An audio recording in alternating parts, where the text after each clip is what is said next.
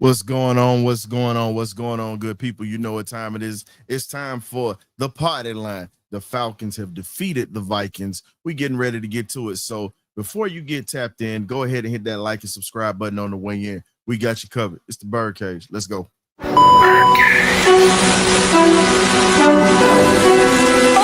y'all, this is it.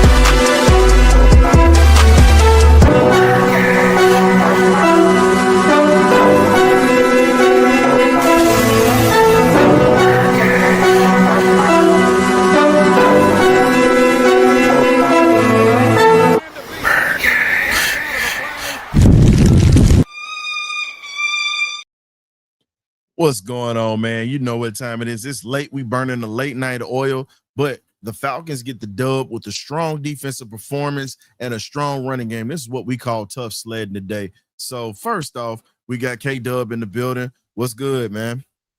How you doing? How you doing? Good to be in the building tonight. Good to be on the party line. Like I say, I'm gonna say my part and I'm gonna be on for a little bit, but I'm glad to be in the building with your historian. Glad to be in the party line. We've been having so many benedictions that I can't even count anymore. So, like I say, it was a old school slugfest, run it down their throat type of game. But hey, I'll take a win any kind of way, any way, by any means necessary.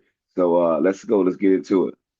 Man, when you sit back and you talk about old school football, me being a former defensive player, this is my type of game.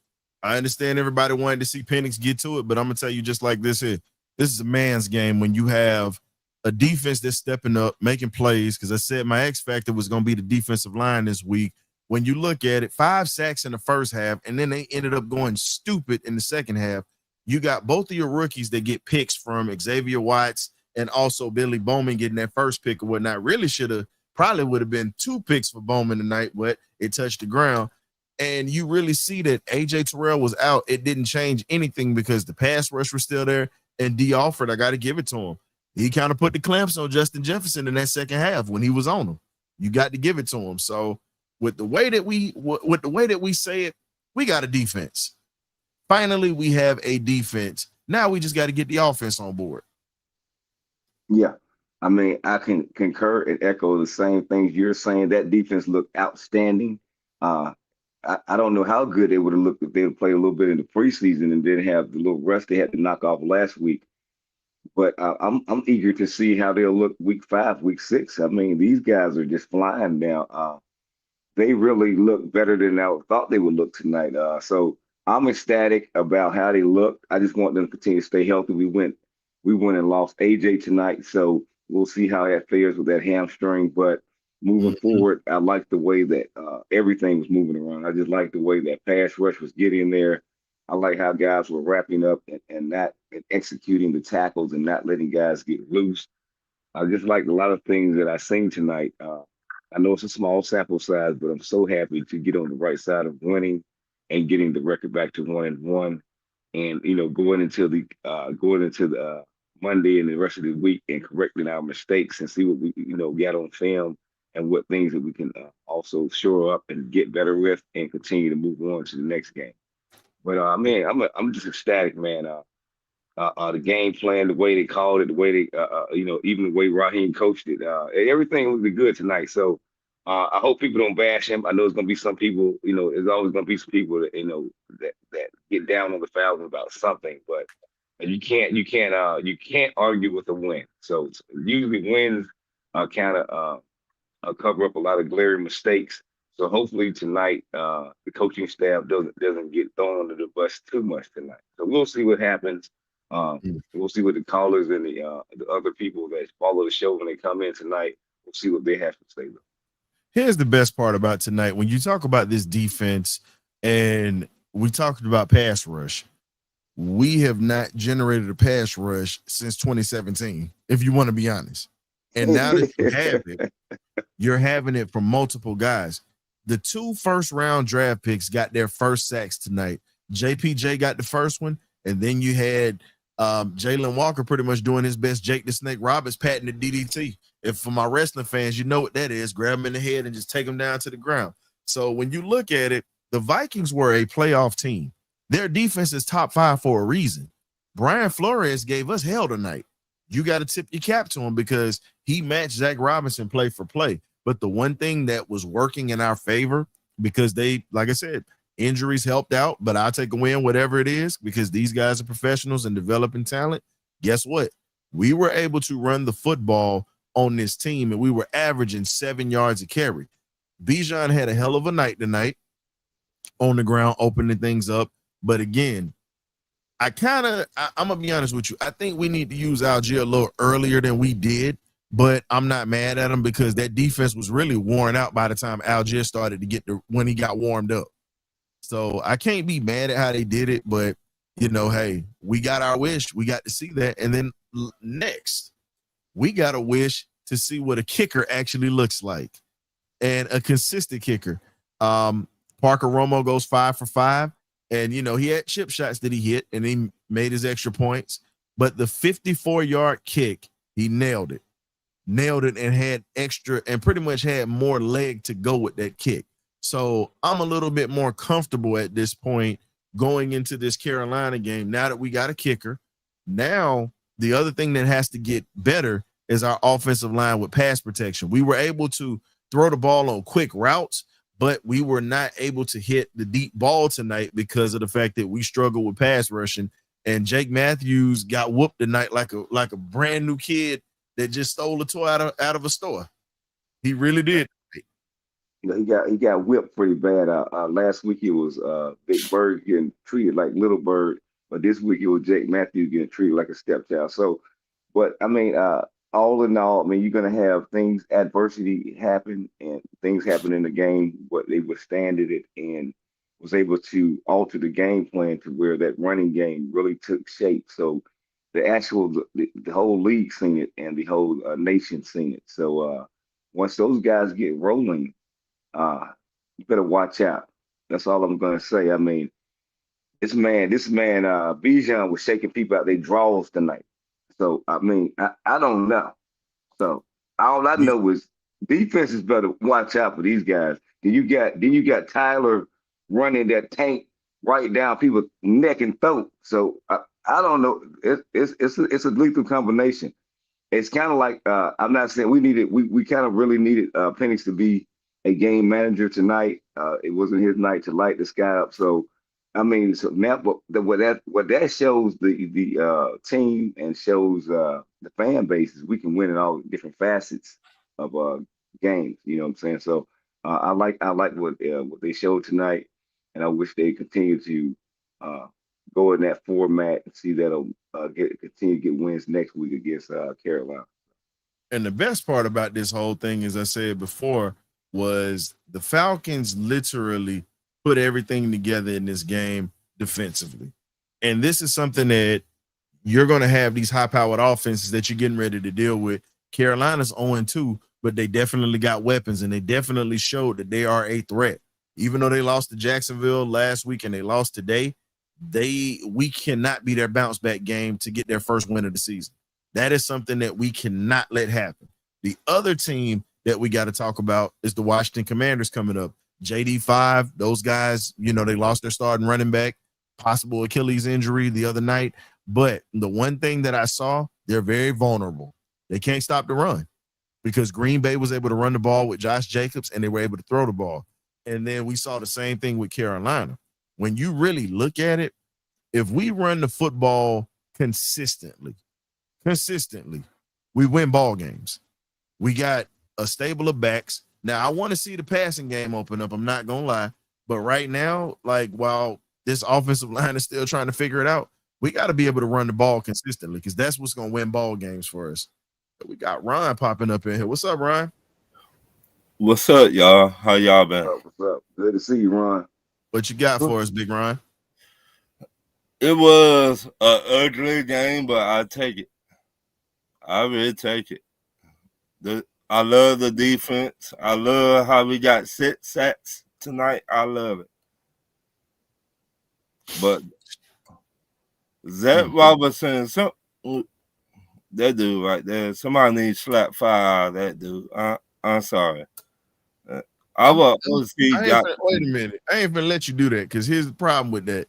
Zach called a good game tonight. The problem was he went up against Brian Flores, who understands how to call defenses, and we got challenged.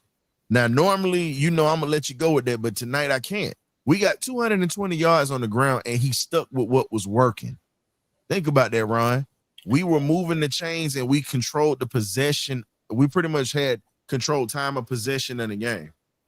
Yeah, man. They're about running the ball. But he was got to throw the ball. What I'm saying is, apparently you don't, because we got the win, bro. Listen, Ron. That's all I'm trying to say. Is there's a ran million ways to skin a cat. Exactly. Yeah. Think about it. We've been sitting here crying about Tyler Algier getting the ball tonight, and guess what? We featured the ball. Yeah. He got thrown, and here's the thing: he caught a couple of passes too, and Bijan was working. So you got to look at it like this, bro. We got over 220 yards on the ground. This is something we haven't done in a minute. I understand we all want Penix to shine, but some games are going to call for legs because guess what? We're not going to be able to pass. That's a Brian Flores defense. Brian Flores was a guy that we honestly had as a consideration for a head coach here. And he built that Miami Dolphins team. So you're talking about a defensive genius. So you saying slap this man, but this man took what the defense gave him, and we moved the ball down the field methodically, even when we were throwing short routes. I'm not saying that you're wrong, but today is a day you got to give a man credit. Just like yesterday, we had to give Mike Bobo credit for being able to come through in the clutch. Yeah. Now they both still in the same category with me. I got to see it consistently. Me too. Today, you got to just tip your cap to him. For real. Hey, I love the win. Hey, look, I had a great weekend. All I know. Me too. The dream won. Hey, everybody won, man. The dogs. Talking about the and now the Falcons. Yeah, man. Everybody did their job. Ain't no need to complain because it's the party line. So if you coming in here complaining tonight, I'm checking you at the door. But let me say this. You ain't partying. Oh, what? Go ahead, Ryan. What you got, man? Let me say this. The Vikings is a top defense. I give them mad props. Let's go pink slip. You got the right idea tonight. If we did that to that top defense, what this we'd be dangerous. We'd be real dangerous on both sides of the ball. If we did that tonight on that defense, that defense look like all I'm saying is this: I'm one of the toughest judges of character on here, but the main thing that they did not do tonight that we got to put out, they did not embarrass the city on national TV. Yeah, they did not embarrass the city on national TV. So tonight, it's called Partyline. They got to be ready to run to the water cooler. Listen. It's called the Partyline tonight, folks. If you gonna come in here complaining and moaning, dog, we ain't doing it tonight. I understand pointing out things we need to fix. I don't have a problem with it, but we won. Damn it! Stop. You know what? Stop bitching. I'm gonna say it. I normally don't cuss on my show. Stop bitching tonight, and I'm talking about people in general because I saw it on Twitter. I saw it on Facebook. Listen. 22-6 against an elite team that won 14 games last year and literally won a game last week. We can't beat the paint off her and made us look silly in the secondary last year. Thank you. Remember? Like, this is why Steve Rice said Atlanta fans are the biggest crybabies out here. Stop crying about it. Look, we got stuff we got to fix. It's okay. It's a long season. The thing is, we got to win against an NFL playoff caliber team. And also, we did not embarrass the city of Atlanta on TV tonight. Yeah. They going to talk about our defense. They talked about it last week. So again, at the end of the season, man, you have to call a spade, fellas. There's no need to sit there and, hey, Berto, long time no see, man. How you doing, brother? But other than that, man, it's just one of those things where Raheem pretty much won his keeping his locker room. Like I said, the other day, you can't lose your locker room. Period. You can't lose your locker room. So he sent Cool home and pretty much, hey, we got this kid here. We're going to give him a try. Parker Romo, 5 for 5, and he had a 50-yarder. So, again, we got a kicker now. Yeah. So, welcome into the stage. We got Pink Slip Will. We got John. Ron, what else you got for us real quick? Because I'm going to pass this off to the other fellas, too. Y'all have a great show, y'all. Oh, man, don't leave. No, I got to go cook for the missus. You know what? Yeah. You ain't finna get the missus to cuss me out. We understand. We understand. You ain't finna get me cussed out. All right, Ron. Tell them where they can find you at. You can find me on Talk Your Ears Tuesday nights around 8 o'clock. You can find me on the Odd Test with my boy John and Winston. Shout out to them too and everybody else. On Wednesday nights on 10 o'clock. And you can find me on Pops and the Hemi Brothers on Thursday nights around 10 o'clock. Boy, you got like about 30 jobs like a Jamaican on In Living Color, man. Hey, I need to get paid like him. Hey, Ron, man, I'm going to hit you up tomorrow, big dog. All right. Appreciate you stopping through. Hey, man, we got Will in the building. Pink Slip Will, and then we also got Atlanta Fandemic in the building. What's going on, gentlemen? What's going on? Will, you came in first, so you get to start us off. What you got, man? Hey, good win, good hard team win on all three phases. I'm just happy we came with the win. Defense came to play. We kept our composure, and that's all. I'm satisfied. We got the dub. That's all that matters. Okay. We'll take that, man. What did you like defensively? I like the soliloquy there. I like Xavier Watts came with that interception. Even though when AJ Terrell got hurt, they stepped up. Even D Alpha, even though I got on D Alpha a little bit, but she stepped up on some critical downs, got some critical key tackles, and that boy Billy Bowman, man, that kid is sky's the limit for him. I said that he was going to win the nickel cornerback position. The sky's the limit for the team. He came to play with an interception. Hold up. Wait a minute. Hold up. What? Who linked the show just now and didn't even tell me about it? What happened? No, somebody hit the link button and I just saw something pop up. Who linked the show and didn't tell your boy about it? I think I may be on Facebook with it. Oh, okay. He got you on YouTube too. I was looking. I'm like, wait a minute. Yeah. You know. All right. Let me know in the chat next time, man. I was looking like, wait a minute. I thought that was a normal thing. I thought that was No, I don't mind. I'm not used to it. It just caught me off guard. So that's okay. Yeah, that's why I was saying, just let me know. Got you. So, John, you were second in. We got Fandemic, and then we got Coach Lou.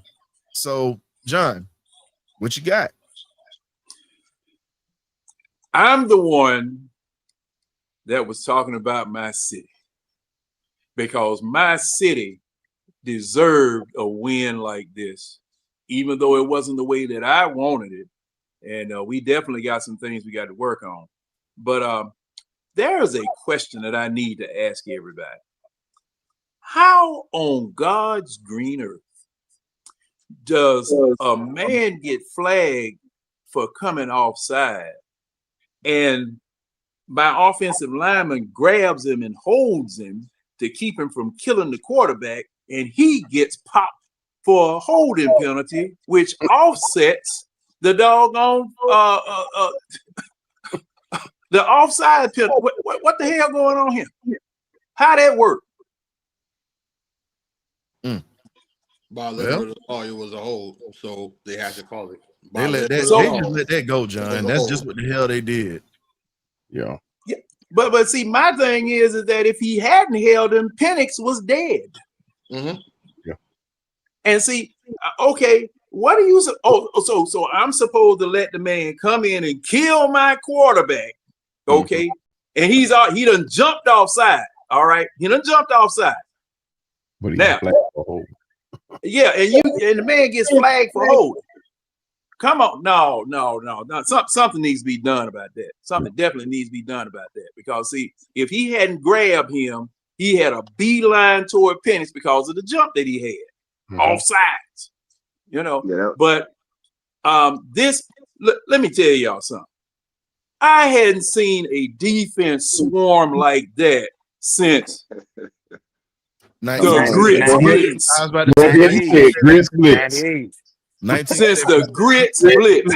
I mean, all hats on the ball. That's what Jerry Glanville used to say. Hit the beach, all hats on the ball. And I mean, man, I'm sitting up here. We got 4 sacks in the first half. Five. You know what I mean? When it happened, I said, we got 4 sacks in that first half, and then the 5th one came right in the next play. I said, man, good God Almighty, man! I mean, them juggled just like bees on a damn bear hitting the hive, Jack. Yeah. I mean, beautiful thing to see. Beautiful thing to see. And think about it, John. Think about this: the 2 first-round picks not only got sacks, they made plays the whole game. Jalen Walker was setting the edge. James Pierce Jr. was getting in that backfield consistently. And then one man that we got to point out that was an offseason steal, just like Jesse Bates was years ago, Mr. Diablo. I was about to say, I was going to stop you see. Them guys doing Diablo. And now, Diablo and in the running game, yeah, I'm so glad that Zach Robinson was listening to somebody. And okay, you remember what they were doing last week? Wherever Warner went, that's where Bijan went.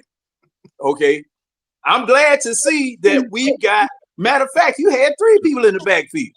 John, I got 3 people in the backfield. I mean, look, this is what I've been saying for the past 10 years. Right. Fullbacks. You got to have fullbacks in there if you want to run. If you're serious about running, you got to have fullbacks back in there. Whether they be converted tight ends, which I really, but I go along with it. I go along with it because we ran, and we ran effectively.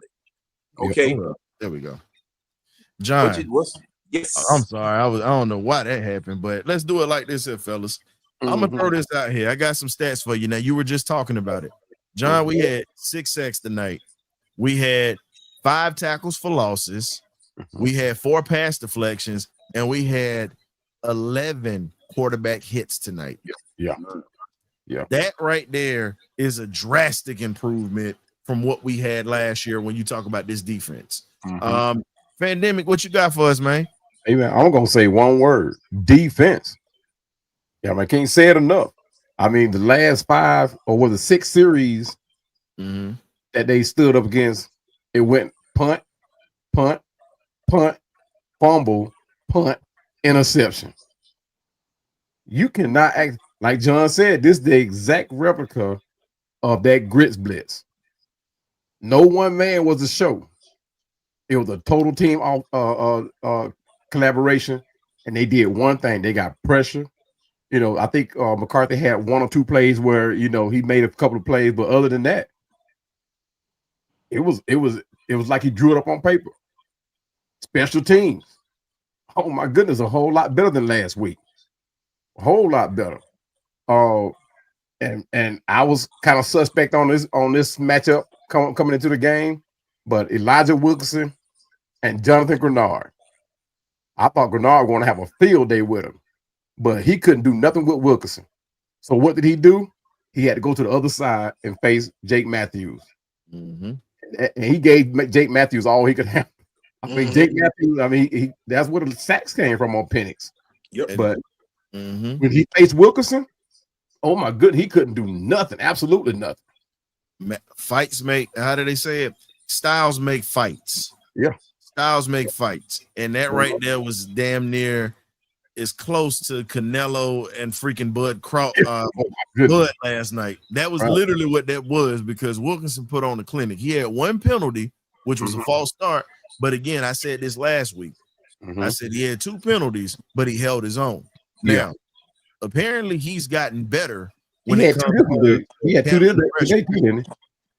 Yeah, he got better with handling the pressure. But the problem with that whole situation was, what is he going to do when stuff gets real? You get what I'm saying? Yeah. And we talked about it, and we were just like, you know what? At this point, what are you gonna do? You've been put out. Now you've pretty much shown what you're gonna do. Yeah, exactly. So I respect it wholeheartedly. I respect what this kid put out there on the field. This young man put out on the field tonight. And going forward, we just got to get this pass protection down where we can hit deep shots, because Penix had no time to throw deep. But when it came to throwing intermediate routes, he was picking them apart, picking them clean. Yeah. And that's actually was a concern coming into the season, whether or not he was going to be able to make that throw. Because he was like Michael Vick, he could throw that long ball and he could put a lot on it. But can he take enough off of it to hit those intermediate throws? Now, I know you said that. I know you said in the beginning, you said that if anybody came in here complaining, you're going to boot them off. But I got one complaint. What's up? Here's the thing. I don't mind you pointing out. No, listen, I don't mind you pointing out something that needs to be worked on. I'm talking about we sitting here complaining the whole show. Oh, yeah. What I'm talking about. We don't mind pointing out things that need to be worked on. I'm fine with it. It's just sitting in here whining the whole show. Like, I think everybody agree. I think everybody agree with this one. Yeah. That red zone performance. We gotta score. Because if we go into Washington doing this with in the red zone, we will not last against Washington. Now we may be away with Carolina. But to your point, here's the thing with that though. It wasn't execution. It was more so time of the clock and getting a play in. Yeah. I guess there was some kind of technical difficulty tonight with Zach getting the play down to MPJ. And then MPJ trying he couldn't hear the play. He could not hear at all. So down there in where we were at, they could not hear whatsoever. So it's something that we're going to have to start doing now with more silent counts or hand calls or something like that to put those plays in, because like you said, if we would have converted those, the game we would have been so much further along. But again, when you're in Minnesota, they get loud in there. And I've been in that stadium before. You will go deaf. I agree. So, but that's what everybody's saying too. That Zach Roberts need to come out of that booth and get on that field. He got to be on the field. He need to be on the field facing these guys so he can have quick verbal conversation as opposed to fumbling with a mic and the connection, whether or not he was going to be able to get over the crowd. I like that idea. Him coming down at that booth. Got to be on the field. He has to. Now, this was one game that he definitely needed to be right there on the sideline. As soon as the quarterback and as soon as the offense comes off the field, that you all can sit up here and talk. Because, see, I mean, what purpose is it for you to be up for an offensive coordinator to be up in the booth if you're calling this game situational? Okay. As a coach, I'll speak to that. As a coach, I'll speak to that. He might like having a bird eye view of the field. Coach, go ahead and speak on that. I want to hear what you got to say about that. Okay, so when you're sitting in a booth as an offensive coordinator, there's 2 things that you're really looking for: personnel and how they're lining up. Are they in the cover 2 Are they in a shell? Are they playing cover one? You're trying to figure out where their strength is. So you can't really see the strength from the field angle. You can see it up top. So when you're looking down on the field, you see exactly where the strength is at, where the blitz is coming from. So now you can play chess. Yeah. That's why he's up in the booth. I would say, if he wants to do that, home games he can be in the booth for sure. Yeah. Away games, you need to be on the field. Okay, well, Coach, hear me out on this one. Why don't you get a big screen TV with a camera showing down on the field, be on the sideline, and you can do that down now? Yeah. I'm just asking. Get one. Hey, Coach, go to Walmart and get one of them 92-inch Vizio. One you can throw away at the end of the game. And you can do that. There's only one John Harris. I'm just asking the question. Lord. You got the best of you got the best of both worlds. Cause look, don't they look at that Surface tablet all the time? Aren't they looking at that Surface tablet all the time? Get. I ain't got nothing. He's gonna get a 92 inch. I mean, look. I ain't got nothing. Hey, you can see the name on the back of the man uniform down there with that 88 inch now. Hey, John, I have nothing to say but peace and blessings, bro. You wild as hell today. I'm just saying, man. Yo, Because, hey. Now you remember a long time ago, they used to send Polaroid pictures down a rope from the booth down there to the field. You remember that? Remember that? Yeah. Now I'm just progressing this thing. I'm just progressing this thing to the 22nd century here. 92 Technology has come a long way, John. Hey, man. Hey, use it. We got Surface tablets now. You got Surface tablets now. Look for I'm just saying. Okay. I'm just saying. What you want about Kyle Shanahan? Taking what you want to say about Kyle Shanahan, but what he did not do, and this go back to what Coach Lou was saying, that he did not let the defense dictate his play calling. Nope. He did not do. Now his pride got in the way. That's what killed him. But one thing he did not do, he made the defense play to him. So if he went out there and he started calling plays, and if one play didn't work, he might call a play where players are lined up in a different formation, but it'd be the same play going to the same player.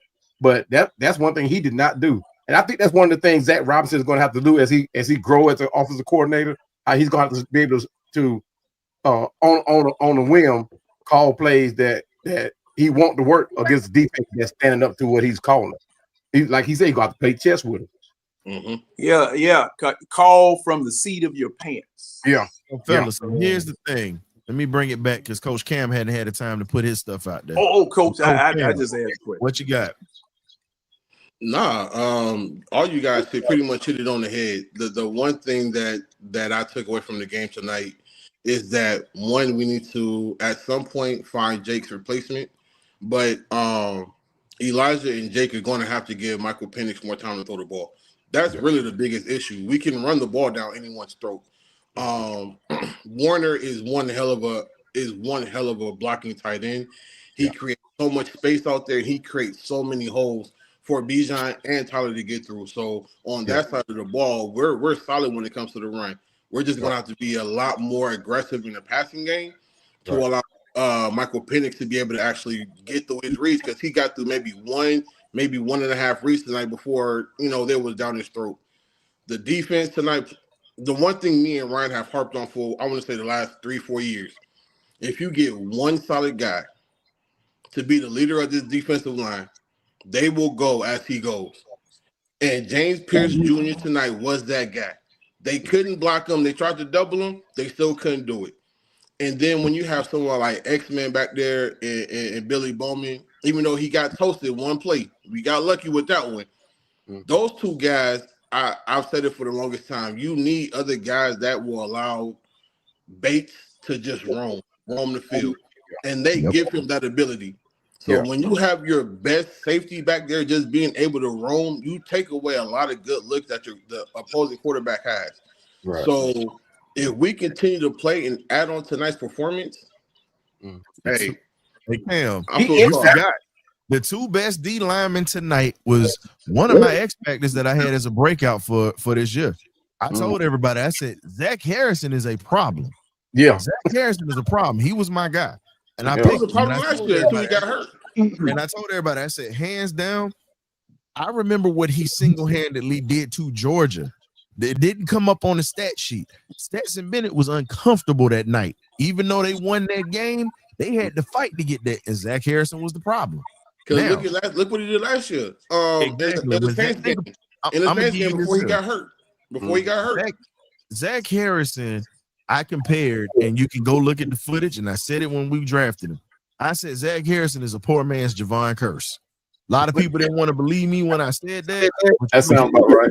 You look at the build, you look at the aggressiveness, you look at a guy that does not mind just doing the dirty work, and that was Javon Curse. The difference was, and here's the ironic part, they both run a 4.4. Yeah. That's the funny part. They both run a 4.4. So they come off violent. They come off the line violent. Yeah. Because think about it. The sack that he got tonight, when he got in that backfield, JJ McCarthy couldn't do nothing but swallow the ball. That's all he could do because he wasn't going nowhere. And when you talk about that, then Brandon Dorless shows up. Finally, we finally get Brandon Dorless that we've heard about, that everybody talked about, that was coming out of Oregon. He got 2 sacks tonight. He disappeared last week, MIA. But tonight, he said, you know what? The bright lights are on. Everybody watching. Okay, I'm gonna show y'all why I was a top round draft pick. Yeah, and he surely did. And I hate to say it, Braylon Trice, you got hurt 2 years in a row, man. Yeah, man. Around here too much longer, my bro. Yeah, I hate to say that, but that's 2 years in a row that you've been injured and you've missed the season. Yeah, wait to pick at this point. Yeah. So tell me this, maybe one of y'all can answer this, and this has nothing to do with tonight's game. But why are we holding on to Troy?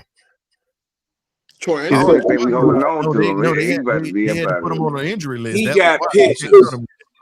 He got. I think he do. He got dirt on somebody. He got dirt on somebody for sure. He got pictures. Because it's like the 3rd or 4th year that we could actually use him, and he's been. His contract expires this year, so they don't have to bring him back. So even if he has dirt on somebody, it ain't gonna happen. I told you he just like Ty Sombrello. Boy, John, you got man. John, I thought I had players I dislike, but damn, you take the cake. You brought it's not that I dislike him. It was just like Ty Sombrello, my nose block up better than he block on the offensive line. But every time you look around, somebody would get hurt. The Falcons have activated Ty Sombrello, and he get out there. His arm looks shorter than Sam Baker. Look like a pterodactyl out there trying to block. John, you need to stop. Well, he did. Man, you talking about somebody's child out here, man. You gotta leave him alone. No, I'm talking about a grown man football player, Ryan. I'm sorry, mom, dad, but your son couldn't block nobody.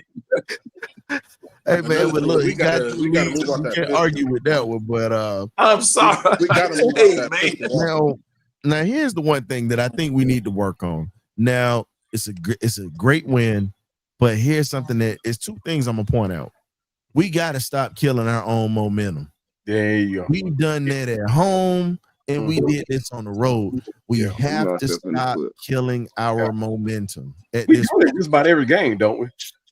But here's the thing: you got to drive where Bijan gets a 10-yard run. You might get a 15-yard catch by Pitts, or Mooney might make a big catch, or Drake might make a big play. And the next thing you know, 2 false start penalties, or pretty much, if not 2 false start penalties, a holding penalty. I mean, we have to be more disciplined when we have momentum, especially on the road. Yeah. This was a hostile environment we were in. We walked in, we handled business, and we kept it moving. But now we have to play Carolina, and we have to be disciplined in this football game, and we cannot kill our momentum.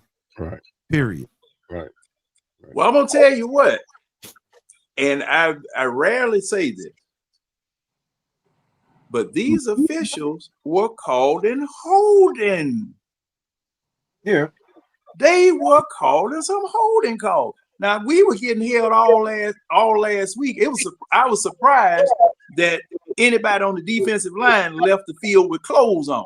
The way that those jokers were holding, ripping, pulling, grabbing, and everything. Because man, that's what they've been doing to us. You know.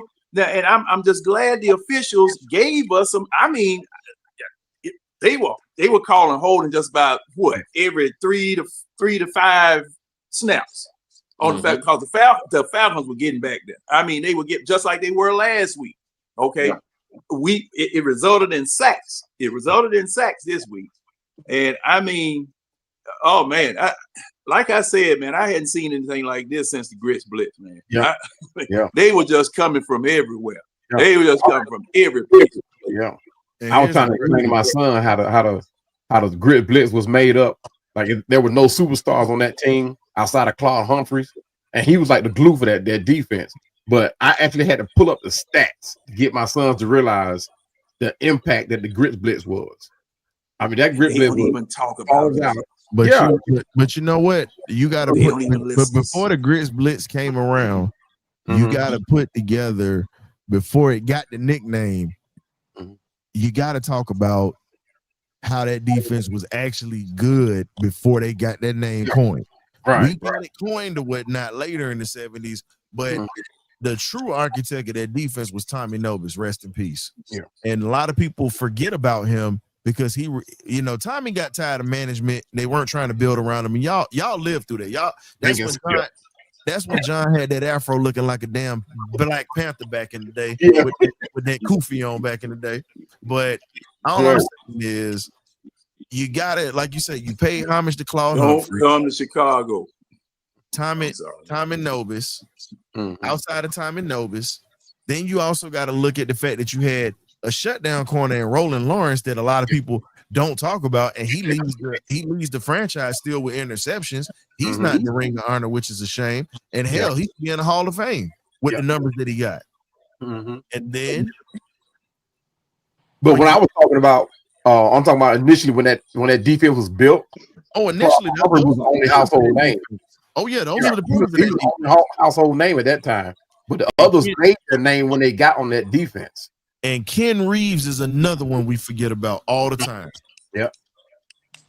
That was defense. And that's why I'm saying we talk about the ones that were the known names. You get what I'm saying? Right. But at the same time, we always forget about those other ones that were very intricate in that. Fulton Kuykendall. You talk about Jeff Merrill. You talk about Penny. You talk about Robert Pennywell. I mean, Kuykendall. He named him. And so when you talk about this team, I'm not going to compare this young team to that. You get what I'm saying? Not yet. It has to be consistent from this team before we can coin them, because we've seen teams have 2 or 3 good games and then disappear. Yeah. When it becomes consistent all year, they can have whatever nickname they want. Yeah. The gridiron. Like I said, they remind me of that because, like I said, I have not seen that all-out attack defense since that particular time, and they look like that tonight. Yeah, and hey, this is just week 2. We got 15 more to go. Yeah, we got 15 more to go, and as far as improvement is concerned, I've got to say this, and I'm going to have to verify this by a cursory look at the game again tomorrow, if not later on tonight, about short pass plays.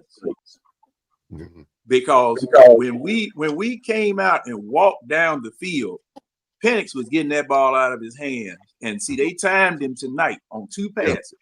One pass he got out in 1.97 seconds and completed it. He got the second one out. 0.3. Yeah. So the thing is that if you can get the ball out of your hand to someone, there's absolutely nothing a defense can do to react. Nothing. Because look, by the time you say the word react, the play is over. It's over. Yeah. And the one thing that we talked about in our group chat is that we don't need Michael Penix to be Michael Vick, to be Superman. We don't need him to be Patrick Mahomes. Exactly. All we need him to do is just manage the game. Let the run game do what it's gonna do. Force them guys to load the box and then beat them with the quick game. Let the receivers do their job. When we do our job and we actually do it the correct way and no one is trying to overplay their role, we can beat anybody in this league. And we showed it tonight because no one is stopping the run game. The one thing that I wish we would do is get out of that damn pistol 87% of the damn time. Outside of that, ain't nobody. I said that last week, and I had K-Dub in here laughing. I said the only pistol I like is the one that I can carry on my hip. That's the only one that I like. The one that we seeing right now, it's just. I'll put it this way: there are some good plays we can run out of it, but if you notice when we started running I formation, pro set, where you had pretty much your tight end or Tyler Algier off to the right and giving Bijan an extra body, or you had a single back and Penix was under center. If you notice, teams don't know how to react when we get in those formations like that because they're so used to seeing Atlanta and pistol 80% of the time. Right. I'm not laughing. I'm just saying that Zach said that's what he loves to call. I'm just stating what he said. Oh no, I was talking about when I said I want us to be multifaceted. I want us to be multifaceted and get all types of different pistol joke. No, I was talking about the pistol joke that I made. I said the only pistols we like is the ones that you can carry and it's tied to the Second Amendment. But other than that offense, you can run formations out of it. But at this point, you won the game and running the ball, but you're gonna have to put yourself in a spot to where we can get some stuff straight. That's all I can say. And one thing go ahead, John. Only thing I was about to say, man, I'm praying that AJ Terrell is all right. I just told him, he ain't out a couple weeks because if he do, I'm putting CJ Henderson in. God forbid. Hey, William. Hey, William. You told me to go ahead, and then you. I'm sorry. That's all I got to say. I ain't got nothing else, John. Go ahead, man. I'm gonna mute myself. Let's pink slip, man. Wow. I didn't think you caught that. You know what? Pink slip. You know what? Pink slip Will delivers again, man. Doggone Will. Wait a minute. Hey, Will, man, look. We'll have us cracking up on Wednesday because, man, look at it. Ain't no stop sign, no yield sign, no red lights. It's all gas. Hey, Will is all gas and no brakes, Jack. Ain't no brakes on. Ain't no brakes. I'll go. He told me to go. He told me to go. I'm glad I slammed on brakes. My car would have been towed the hell up. You know what? Will did the exact same thing. He did the exact same thing in my comment section, right? He came on that. Hey, man, that my boy there. That my boy there. Well, you know what? Well, you know what? You done just turned into a straight murderer when it come to that, man. Just murdering. Oh man, no, hey, but see, he trying to get his point out, and I respect that. I respect that. Hey, John. But, see, we don't let him slide in here. That's why we call him. That's what we call him in here. That's pink. Oh boy. But what was I gonna damn say? I done laughed it out. That boy cracked me up. Y'all done laughed my damn thought out. Hey, but that joker Will in my comment section. He said, I just thought of it. But look now. Oh, I'm sorry. No, John, go ahead, man. I was talking. Okay, go ahead. Coach. Now, I'm going to say this. Now, this man, Michael Penix, is going to have to do a 3/4 imitation of Michael Vick to keep from getting killed like he got killed tonight, because they were tearing the doggone cover off of him. Now, you know, I mean, you know, standing back there, standing in the pocket like he did last week. You remember last week when he stood tall in the pocket with the pressure coming and delivered the pass. Okay. But if you see that there's nothing open, you got to get out the way, especially the way that those jokers were coming tonight. He's got to get out of the way just for self-preservation's sake. Now, I'm not talking about him, you know, drawing plays in the dirt like Michael Vick used to do and then running his own play regardless of what the coach called. But, you know, he's got to go. He's got to be able to move. He got to get out of there. Well, tonight he couldn't. Tonight he couldn't. Because if you look at it, the way that they was drawing up the blitz, they kept him in the pocket. And if he wanted to step up, it was somebody right in his face. So it really wasn't much he could do tonight. So that's the thing that I was saying. Elijah Wilkinson and Jake Matthews, they have to hold up their blocks, because if they don't, they're gonna get MPJ killed. And that's just what it is. Like they gotta hold up, especially in the passing in the first half. Elijah Wilkinson, they was blowing the doors off of him. They was getting in the backfield quicker than he could even get out of his stance. But then when they moved over to Jake Matthews' side, Jake Matthews was giving up the bar. Just, hey, here you go, take it. I don't want it no more. Right. So, like, we have to figure out how we can assist those guys, so that Michael Penix can at least step into the pocket or at least run. He had no running lanes tonight whatsoever, trying to get rid of the ball. He had no exit lane at all. Now, what about moving the pocket? Who's athletic enough to do it? On the offensive line, who's athletic enough to move with him and hold their block? That's the issue. I think Lindstrom is good enough. That's one guy. Good enough. No, hold up. Now, we talked about Matthews, but let's keep it a buck. Lindstrom got his ass whooped too tonight. Yeah, he did too. Well, all of them did, really. Well, that makes 2 in a row for Lindstrom. Lindstrom gave up. Listen, that makes 2 weeks in a row for Lindstrom. So think about it. You saw him get whipped 4 times because they showed on the camera. 4 times he got whipped. Matthews got whipped 5 times. Yeah, I'm just saying these are veterans that they got whipped. You would have thought it would have been Wilkinson that would have been getting his ass handed to him, like, especially playing against Bernard. Yeah.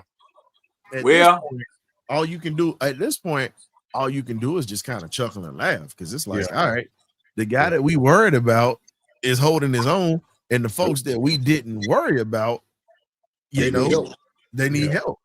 Yeah. So at this point, all you can do is just say, well, all right, y'all need to get this thing fixed. At this point, you guys need to get this offensive line fixed so we can actually take deep shots down the field. Because once these defenses start figuring out, okay, we're going to play zone and let these dudes run these mesh routes and these concept routes where they're taking chunk plays and they're not able to throw deep. That's going to really hurt. That's going to really hurt Michael Penix in his development and being able to throw downfield. So the offensive line is key for us in this future passing game that we have. Right. Yeah, because, man, I was looking at the Philadelphia game today. Yeah. And once a damn again, boy, Kansas City got some problems if they're thinking about winning the Super Bowl again against Philadelphia, because you got the biggest offensive and defensive lines in football up there, and y'all know what it is that I want on my offensive and defensive line. I want diesel burning vehicle. Yeah. If the man has John, you said this. We said this last year. We went into Philly and beat them because of a blunder from their head coach trying to get greedy. All they had to do was just run the ball. That's he was trying to mash our face in it. He was trying to push our face in it. And that's what happened when you get cute. Now, here's the thing. Here's the thing I see about Philly. Without Jalen Carter, and I got to give it to Jordan Davis. He stepped up, but Jalen Carter is that pepper in that stew for that defense. Yeah. They feed off of him, John. Yeah. And this is why and I love Bijan. And it's always gonna be a debate of contention with Falcon fans. And some Falcon fans be like, nah, well, we got who we got. Understand this. Mm-hmm. When you really look at what we have defensively, we got a rotation now. Yeah. But when you look at him, that's your alpha dog that we talked about. Yeah. That is what we call an alpha dog. Yeah. That man demands respect, and his thing. And if you don't respect what he does, he can wreck your game plan. Ask the Los Angeles Rams what happened to him in that NFC Championship game. And Matthew Stafford had a shot to throw in the end zone, and who ended that? Yeah. Exactly. Yeah, now see, Big time that's players why I make told big plays. And that's why I that told defense is y'all. beatable without him. That defense is beatable without him. Mm-hmm. See, that's why I told y'all from the time that I first met you guys that I want filthy, stinking, nasty folk chained up in the backyard. I want jokers that are on death row. I want them on the last strike of a 3-strike program. Look, and if I can't get that, I want anything from the Ring of Fire, Tonga, Hawaii, the Philippines. I want the joker named the end in a vowel, A-E-I-O-U, or whatever. That's what you need, because those are road graders.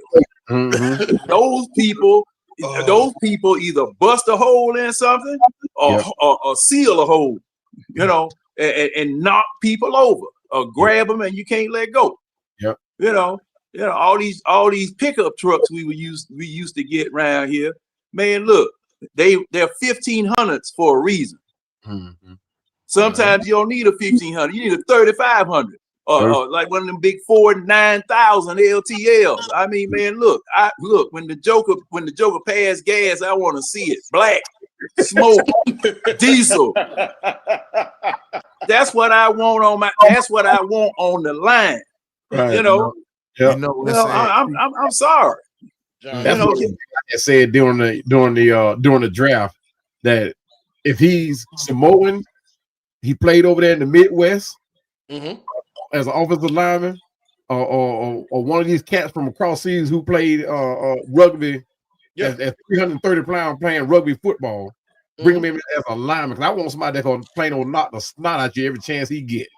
Yeah, I mean, I don't want nobody to play no pity pat ball with you, play strategic ball with you. No, I want him to do nothing but just knock you in the dirt. That's it. Bottom line. Yeah, I'm not saying that. Because I coach on a high school level. I have a freshman right now. I have a freshman. The kid is 6'4", 305. Ooh. Only thing that he want to do is hit people on the defensive line. That's all he want to do is run through people. And we have to tell this kid every play, he is your teammate. You can't hit him like that. That is your teammate. You can't hit him like that. Look, I grew up in East Lake Meadows, right? And that's all we did. That's all we wanted to do was hit. When we played throw up tackle, King of the Hill or whatever, if you had to watch the ball hit the ground, because everybody wanted to hit. So when I got to high school, I didn't want nothing but hitting. That's it. And every time I hit that quarterback, hit that guy with that red jersey on or with that red thing on his head, coach called a bull ring. I enjoyed it. The coach was like, man, where you come from? Coach, all I want to do is hit. Coach got so mad at me one day, he made me get on the offensive line. He said, if you don't get on the offensive line, if you don't get on my offensive line, I'm taking you off my defense. He wanted you to run that one time. Man, I'm telling you, I didn't want to do nothing but hit, folks. That's it.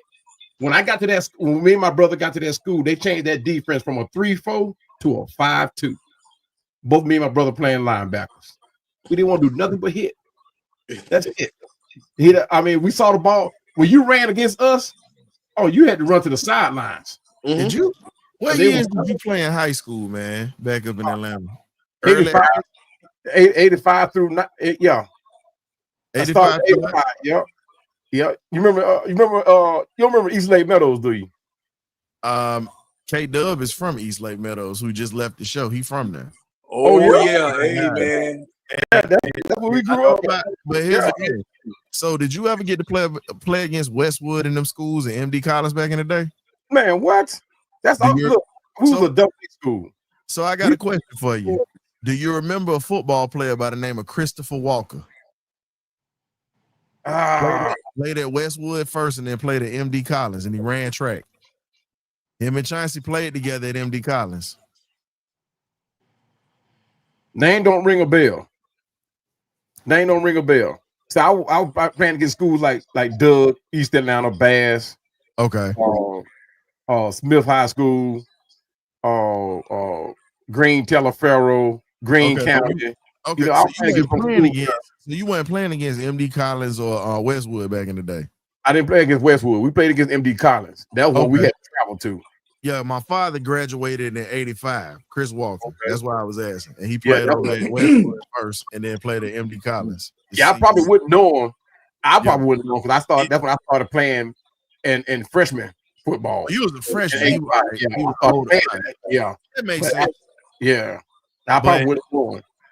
And we were a small school too, so. But getting back to it though, last thoughts we gonna have because you know we all got to go to work tomorrow. Well, John don't because he retired. I don't. You know what I mean? Must be nice. But you know what? It don't bother me because I'm used to being up late. My military days got me like this. That's why I can stay up and go to work. Exactly. I got it in my blood. Yeah. What branch you was in? Coast Guard, sir. Oh, Coast Guard. Okay, I was Navy. Hold on, and I was underway. Yeah. I wasn't no land lover. I was out. Yeah, I did 2 back-to-back med cruises, 2 6-month med cruises back-to-back. 8 on the waters. Just call me the salty dog. Hey man, I got you. Look, 3.5 years should have got my 5-year Cutterman pen, but I messed that. I messed that up by going to land, but it's all good. Yeah. But anywho. But getting back to this Falcons team or whatnot, we just kind of had to cut up a little bit. When you look at what we have, defensively is not the problem. Defensively is not the problem. We got to fix a few things. You know, we're going to make mistakes, but I can see the consistency and the aggressiveness every game getting better. You see more aggressive play. You see more pressure that's coming, and Atlanta's just pretty much letting you know we're going to hit you in the mouth. What you going to do about it? That's pretty much what this defense is. We just got to get the offense on track. The running game, I don't have a problem with. We got to get the pass pro right so we can start hitting these folks downfield. Oh, Kool-Aid, my pops graduated in '85 or whatever. He graduated in '85. The biggest thing that I also saw tonight is how quickly Kyle Pitts is coming off the ball and getting out the breaks. He's actually running his routes the correct way this year. Because he's not pouting, he's trying to get that bag. What you I tell you one thing I noticed tonight. Yeah. He playing for that nigga's contract. I just hope that it continues. That's all.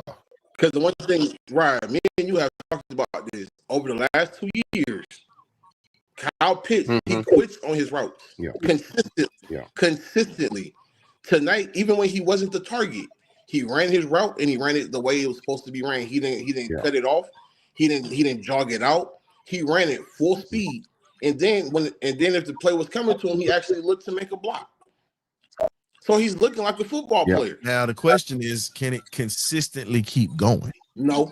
Because it's Kyle Pitts. No. You know what? I don't know. I think he'll get better. I think he'll get better. I was starting to like you. I'm gonna tell you why. I'm gonna tell you why. I really don't think. I think there was something going on between. And I said this before. I think there was something going on privately between Cousins and Penix.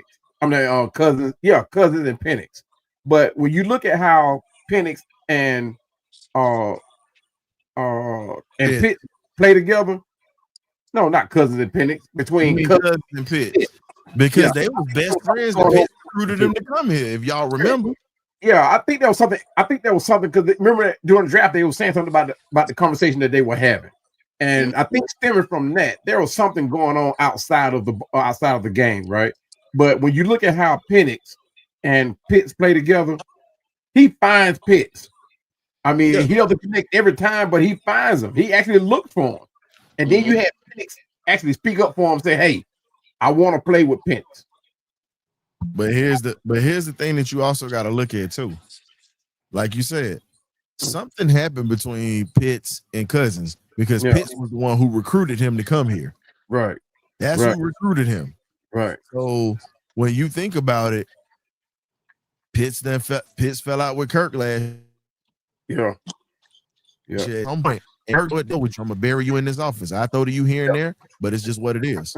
But at this point, all you can do is sit back and say, all right, we see what you can do. We see what you're doing right now. Mm-hmm. Now, a lot of us are pissed off right now because this is what we expected from you. And you've been BSing because of the fact that you've been in your feelings with these quarterbacks. But now you're in the injury year. No, I don't even mention the second year. I'm talking about the last 2 years after that injury. Right. This is the problem. He's already showing what he should have been. Yeah. It's called being a professional. That's something he didn't do. Yeah. And that's a problem because now we see you playing for this bag because you want to be here now, but you was ready to get the hell up out of here when we didn't have nothing. Yeah. That's what I got a problem with. Yeah. So for everybody in here that want to sit here and say, "Oh, well, I'm rocking with him," hell no. Yeah. Hell no. That right there left a bad taste in my mouth because here's my thing. Drake got here. We was bad. Drake balled out even when he didn't get the ball. Right. Tyler Algier doesn't even get the ball as much as he should. And don't get paid nowhere near as much as he should. And guess what he's doing? He still is a professional. When I speak on professionalism, I'm talking about guys that are still trying to make plays, but they're not just playing for a contract. They playing because they want to play. And they're not going to potential. Yeah. I expect more. I expect more from a guy that's a first round pick. I can get that from a guy that's a lower tier guy if he's in his feelings.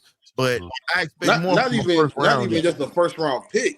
A face of the franchise. A top 5 pick, face of the franchise type pick. The highest drafted tight end ever. Yeah. But I'm not going. Which was one of the most stupid. No, we ain't gonna trash him because he balled out tonight and he balled out last week. Yeah. No. I'm not trashing the man. I'm just saying what we upset about is the potential. Now that he's showing all of it. Where the hell is this? Hey, and you all know that this happens all around the league. Contract time. Oh man, it's just look at here. He buying donuts for the entire team. Rolex watches are coming next. The Joker might gonna put carpet in your house for free. Ain't no telling what he gonna do. He want to stay here. He got a quarterback now. All right, versus the junk that we had here the past few years. All right. He don't get a pass from that because Brock Bowers did it with no. I'm not passing. No, I'm not giving no pass. Okay, I'm gonna say no. He don't get a pass with that. I'm not giving no pass. I'm just telling it like it is. And here's the other thing. And he did it with Riddler. Yeah, he did it with the boy Ritter. Yeah, man. See, and the bad thing about that, we go and get quarterbacks that couldn't throw up if they had a stomach. Why, Ryan? Why? Why you have to say that man's name? Why? I just need to get that. I just need to get that. Look, anytime you say that around this man, he just started getting in his feelings, boy. It's dangerous to do. Well, now one thing I've got to say about that Ritter situation, and Arthur Blank said it too. Stop saying that name, bro. I didn't know it was it's the name that gives you the psychosis. Oh, I'm sorry. Yeah, just like anytime somebody say something about number 2 to you. Well, I've been to therapy, and it doesn't bother me as bad as it used to now. It doesn't bother me as bad because it's gone. John, get back to your point for Mr. The last quarterback that we had that that should remain nameless for right now because I don't need him spazzing out. Oh, okay. Well, I'm not. Hey, I'm done. I'm done. Since I can't say the man. Hey, John, John, I'm done. You can talk about it. It was just the name part. You see, right? That's a combat. Hey, John, that's a combat vet down there. He get PTSD with Ritter, and he get PTSD with his stuff that he did overseas. There are two things that mess him up. Well, see, the one who shall remain nameless. I'm going to say this, and Arthur Blank said it at the first exit press conference when they fired Arthur Smith. Yeah. If you're going to bring somebody here, you got to develop, and you knew that man needed development, or at least an attempt at development, but you didn't do it. Okay, and that's one of the reasons that Arthur Smith got fired. You sit up here and draft the doggone tight end with a number 4 freaking pick, right, man? So here's the question I got for you. No. Now, and I'm gonna say this, and this is gonna be the last topic for the night. Joe Burrow got hurt today, fellas. Yeah, Joe got hurt. Out for 3 months. They don't say again. He out for 3 months. Has it been officially put out there? Yeah, They said he got to have surgery. They said he got to have surgery. So he's out for 3. Okay, so he's out for 3 months. All right. So here's a take, because I'm saving this for the week too. How would y'all feel if Cincinnati called us about they got Ritter up there right now? They got him up there. I thought you weren't supposed to say that. No. We ain't finna talk about it. I'm just making this. I'm letting you know they got him up there. They already know what he gonna do. He got cut. He's up there on the roster. So here's the question. He got cut. Oh, he got cut. He got cut. Ritter got cut. He ain't there no more. They'll bring him back. They cut him right before the season. That's right. They cut him right before the season started. So here's the thing. They either gonna bring him back to be cheap, or they're gonna sit here and maybe they might give us a call about Kirk Cousins. No. Dear Lord. Listen, you saying no, but here's the thing. We might be able to get something for him. That's what you're not understanding. You saying no right now. I understand that we need a backup quarterback that's going to be able to hold things together if Penix goes down. Exactly. However, you get rid of him, you get rid of this contract, you have more money to move around and do more things, and you're not held up. Absolutely. You get out of that contract. That's what I'm But trying aren't we out from under that next year anyway? Here go the thing. We can wiggle out of it next year, but here's the problem. If Cincinnati calls, you can actually get some top round picks, because remember this, we lost picks. Remember that, fellas. Yeah. We gave up picks. Here go the thing. Now, if Cincinnati take on the full contract where it's not, there we have no liability, I mean, if they take on everything, just take Cousins away. Or if they take a good majority, the reason I say think about this, they take a majority of that contract. We'll pay a little, we'll pay a little bit on the back end, but they want to give up some good draft picks for us with them. Just think about it, man. I'm just saying, just think about it. What do you think we could get in the way of draft picks? What do you think we could get in the way of draft picks for? Second, maybe a third. A second or a third round pick. And that's what we normally hit our sweet spots at in the draft. See, that's the thing. If Cincinnati will be hurting that bad, we'll have to go to play chess with them. We'll have to go get a first round pick. You're not getting the first round pick for him. I already gave it up. But I'm just gonna get one for Kirk though. You ain't getting it. They're not gonna give you no first round pick. There's no team giving up. But here's the thing. So what if they give you a second round pick, a third round pick, and a fourth? What if they give up 3 picks to bring this dude in at that point?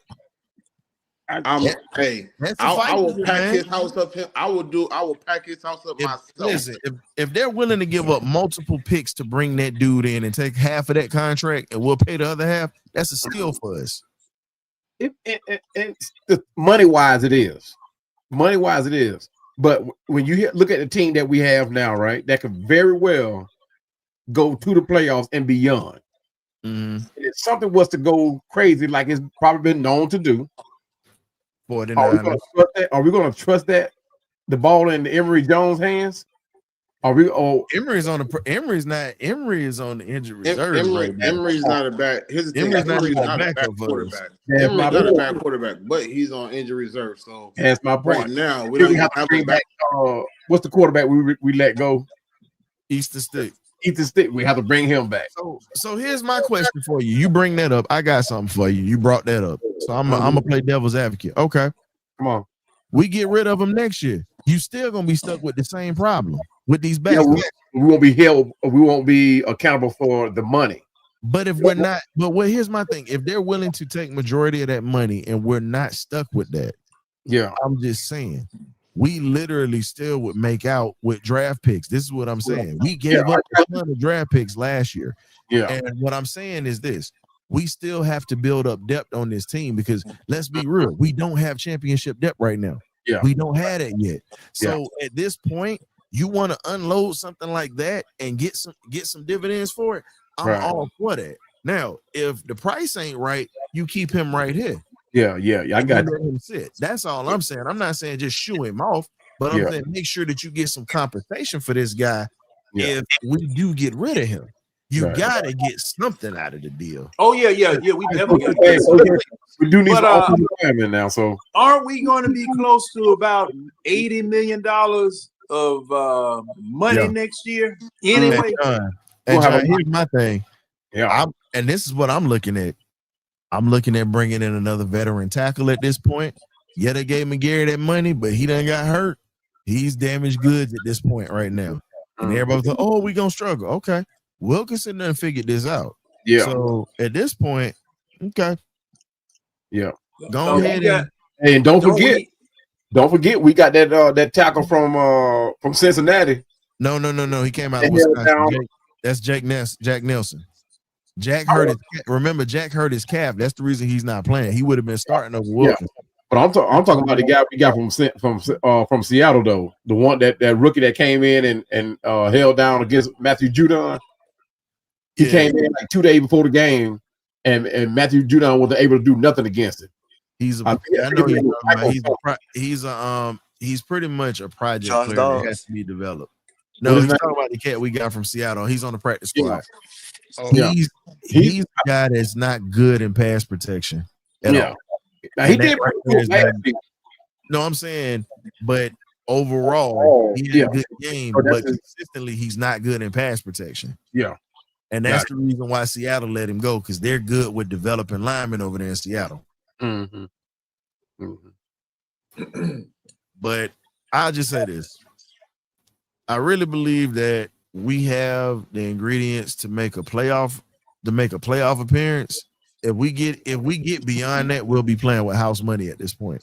Because we got a young team, no experience, a couple of veterans on this team that have played in the postseason. But again, we still are trying to figure out our offense.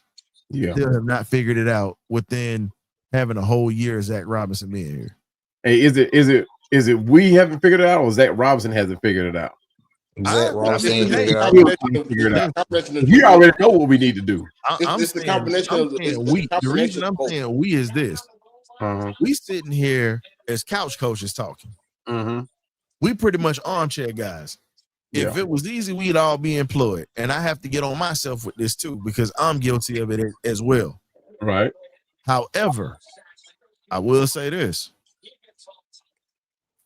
Common sense is very common. And if you got half of a brain, you can figure out, just keep doing what works. Right. He goes away from that, and that right there causes him to get into trouble.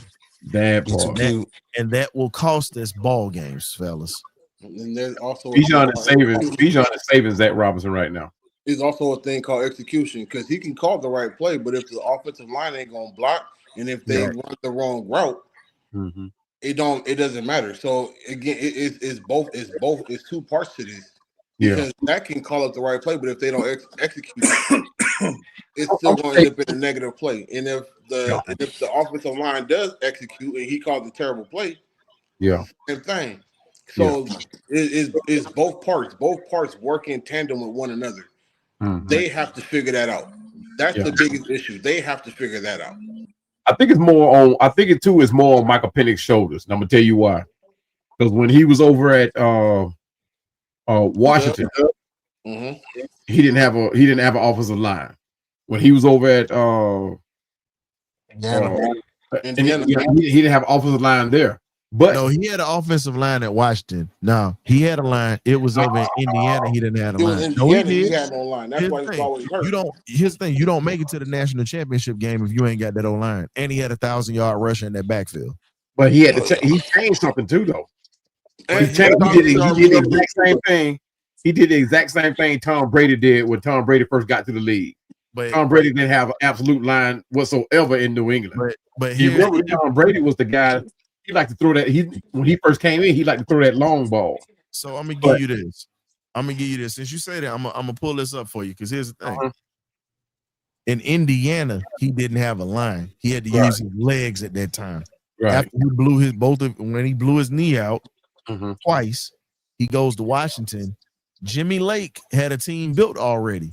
That offensive line was already established. Why would you say that? They just needed somebody to pull the trigger. So when Jimmy Lake got fired and pretty much the head coach that's at Alabama now, Kalen DeBoer, goes over there, he takes his system with Ryan Grubb, the OC, and they just put their passing concepts in there. They had an O-line because you don't get nominated for the Heisman if you don't have nobody blocking for you like that.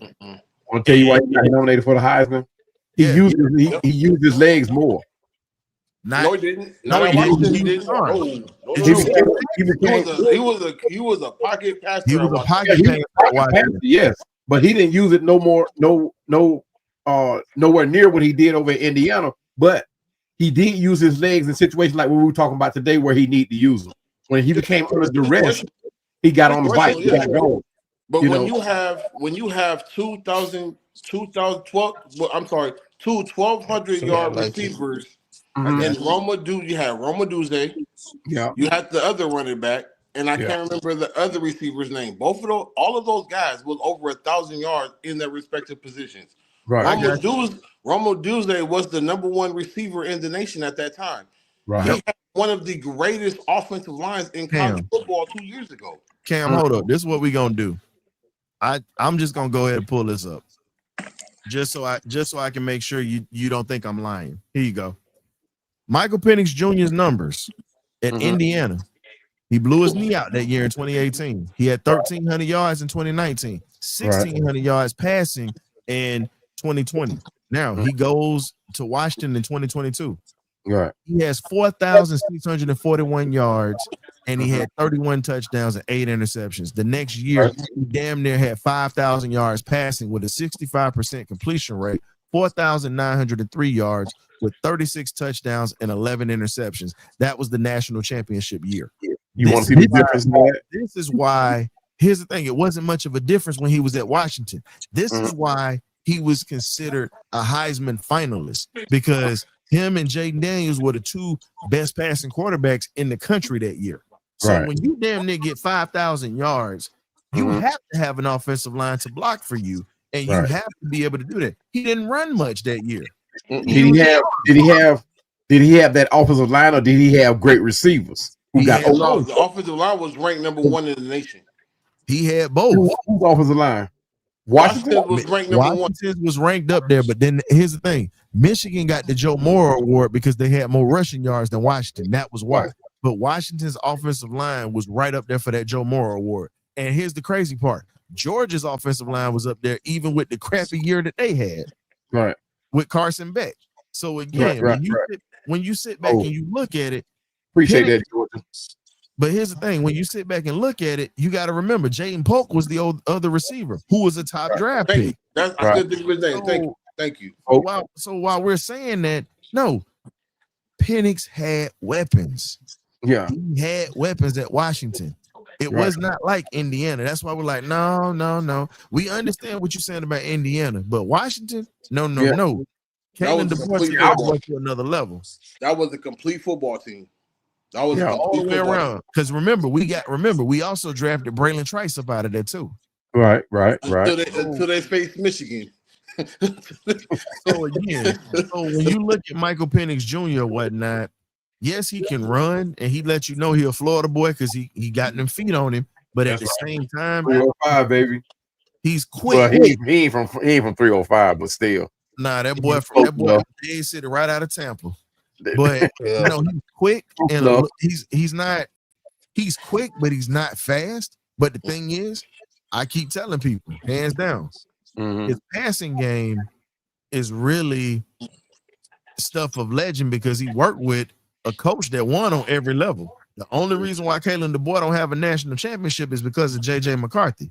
And now that he's in the SEC, you got to go against Kirby Smart and all these animals. Right. So, and right now, they not gonna get it like they think they are. It's not gonna go back to the Saban days, but he's not a bad coach because he's won on every level. And everywhere that he's gone, he's put guys in the league. So Michael Penix Jr. just happened to be his crown jewel at that quarterback spot because of the fact that he was a Heisman candidate. And he had receivers that was nominated for the Biletnikoff Award. Yep. So he had an O-line. He had 1,000-yard back. He had 1,000-yard receivers. So, but I know you a Hurricane fan, so I already know you good with what y'all got right now. You welcome for Carson Beck. You welcome for Carson Beck, by the way, too. Yeah. You welcome. At least for this year. Hey, all I'm gonna say is you better pray and hope they don't put no pressure on his ass. He fold like a folding chair. Right now, I think he figured it out, though. No, I think he's figured it out. Love him. Crystal ball is out. Crystal ball is our Achilles heel right now. So great recruiter, but bad head coaching. Long as he's there, Miami will not sniff the days of the Michael Irvin days or the 01 Canes. But ending the show, shout out to my boy Island Mike. I had to throw some Miami stuff in there. I ain't got beef with Miami. I ain't got no problem with the Canes. But tell the folks where they can find you at. Miss Atlanta Falcon Nation. I'm sorry. I always messed that up. I'm sorry, bro. Matter of fact, you can find me with them too. Because I do Atlanta Falcons Nation International with them. So yeah, I can be found with them too as well. But anyway, you can find me.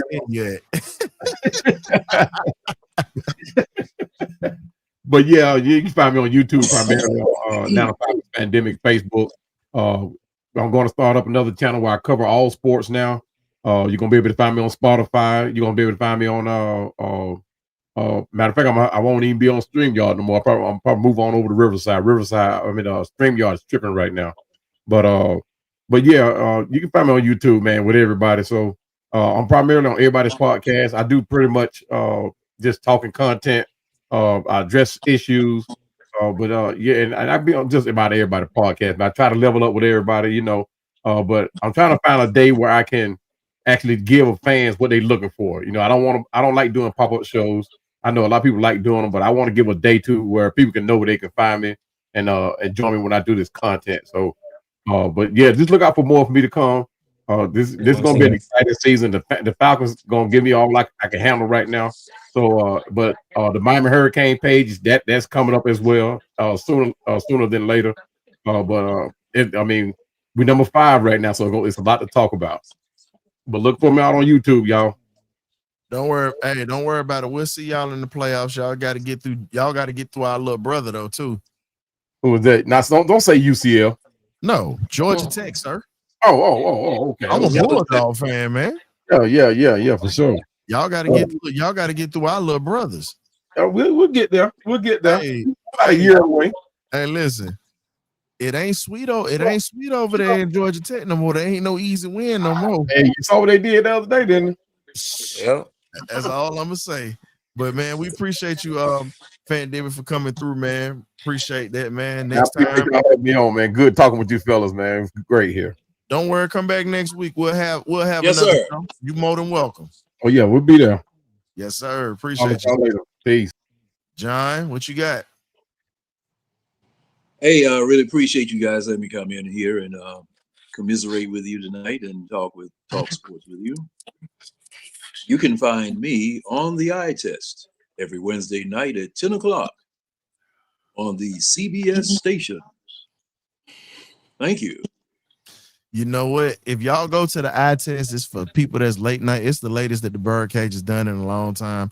But if you go to the Eye Test, they're up at this time of night and it gets dangerous. It gets dangerous over there. So y'all got to be careful.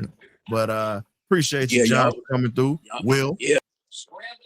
I'm appreciate going, you. man. All right. Coach Cam, another show in the can. Appreciate you for coming through, my guy. Yes, sir. Hey, man, you know how we do it. Like we say, man, you got to get right or you get left. So appreciate you for helping us get right in this party lounge. I'm getting ready to shut it down and start cleaning off these tables, man. I got a long night ahead of me. Same here, big bro. Same here. All right, man. I'll catch you next time. And the fans, thank y'all for coming through. We appreciate y'all for coming through, from Will to Ron to K-Dub. We had Fandemic on, and we had a few other folks tonight to hit us up in the chat. You know, A1, Berto, and so many other shows, man. We definitely appreciate you guys for tuning in tonight and checking out the party line. We'll have a bumper to bumper this week where I give a little bit of a breakdown from this game, and outside of this game, gonna talk a little bit about next week's matchup. So, man, y'all please tune in. As I said, if you're not subscribed to the channel, go ahead and hit that subscribe button, because we're going to keep bringing you some great content this season, and we look forward to making this playoff run. So, like we say, you either get right or you get left. So you got right. Now you can go ahead and get left and come back next week. We'll catch you then. Ghosts.